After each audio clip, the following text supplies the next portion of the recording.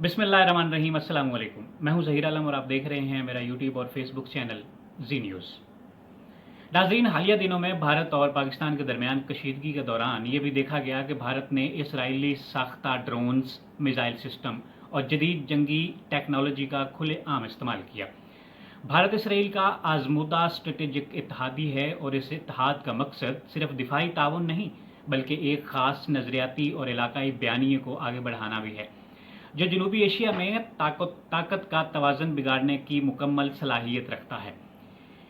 ये वक्त जज्बाती नारों या वक्ती रद्दअमल का नहीं बल्कि एक जामे स्ट्रेटेजिक और सफारती सफ़बंदी का है। ये सिर्फ ईरान या फ़लस्तीन की जंग नहीं, ये एक बड़ी बसात है जिस पर मोहरे बारी बारी गिराए जा रहे हैं। अब फैसला इस बात का है कि क्या हम अगला मोहरा बनने के लिए तैयार हैं या सफ़बंदी बदलने के लिए मुत्तहिद होंगे। सऊदी अरब, पाकिस्तान, ईरान, कतर और मुत्तहिदा अरब अमारात जैसे खित्ते के मुअस्सर ममालिक को अपनी ज़ाती, मसलकी या मुआशी मफादात से बालातर होकर मुश्तरका हिकमत अमली अपनाना होगी, क्योंकि ये वाज़ेह हो चुका है कि दुश्मन का एजेंडा किसी एक कौम या एक मसलक के ख़िलाफ़ नहीं बल्कि खित्ते के तमाम खुद मुख्तार और ताकतवर इस्लामी ममालिक के ख़िलाफ़ है, लेकिन इसकी तरतीब मुख्तलिफ हो सकती है। दूसरी जानब अमेरिका तीसरी दुनिया के बहुत से ममालिक में अपनी मर्ज़ी के हुक्मरानों को लाने और अपने मुखालिफिन को रुखसत करने में शोहरत रखता है, और माजी में एक बार ईरान में मुसद्दिक हुकूमत का तख्ता उलटने का सेहरा भी उसके सर पर है। उधर ईरान में रोशन ख्याल कुव्वतों के पुरतशद्दद मुजाहिरों का इल्ज़ाम भी ईरानी क़यादत अमेरिका पर लगाती रही है।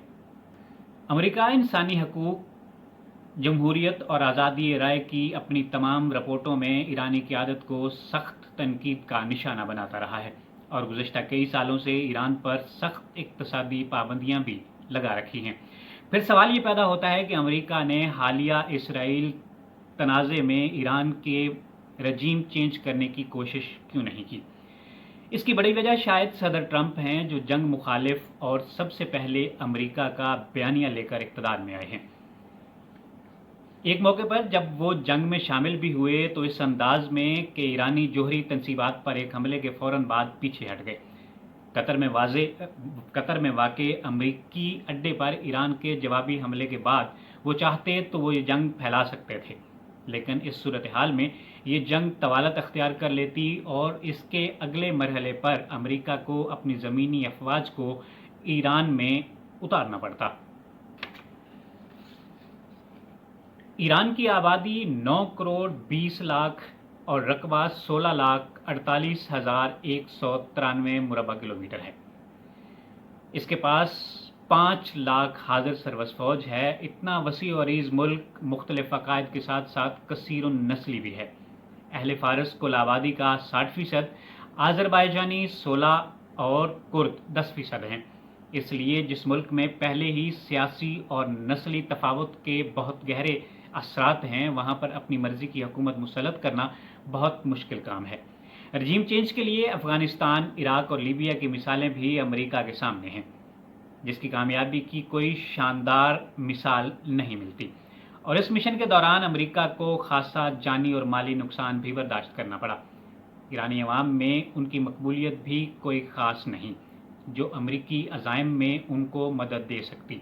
इसलिए शायद अमेरिका ने इस तारीख को दोहराना मुनासिब नहीं समझा और उसने ये अख्तियार एक बार फिर ईरान की आवाम पर छोड़ दिया है कि वो रजीम चेंज करना चाहते हैं या नहीं। आज के लिए इतना ही। इजाज़त दीजिए। अल्लाह निगहबान।